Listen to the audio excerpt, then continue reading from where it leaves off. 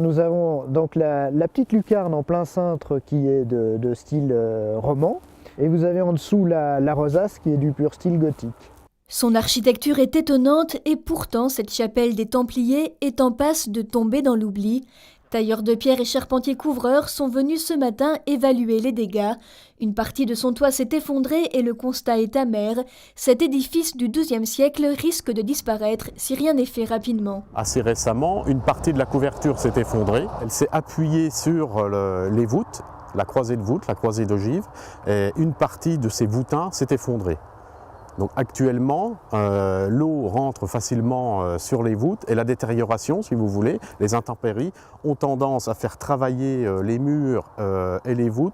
Et ce qui est possible, c'est que les murs s'écartent un petit peu et la voûte risque de tomber.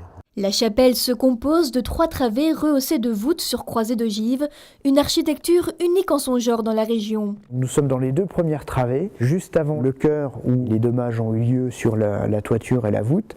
Et ici, on peut s'apercevoir de l'intérêt architectural du bâtiment par ces magnifiques croisées d'ogives que nous avons et sur lesquelles on voit toujours des traces de pigmentation qui sont d'époque. Et donc avec pour chaque croisée une clé de voûte avec motif floral et chacune des clés est différente. Le comité pour l'étude et la restauration de la chapelle de Libdo est né en 2011 pour sauver l'édifice de la ruine. En un an, les descendants des propriétaires ont été retrouvés et l'acte de vente au comité en passe d'être signé.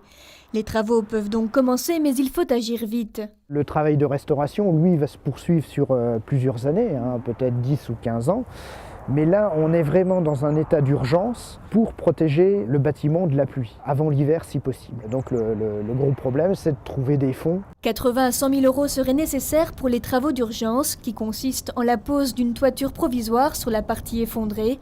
L'association lance un appel aux collectivités locales et aux mécènes privés pour des dons et subventions. Il faut vraiment la sauver, parce que le patrimoine lorrain est très important.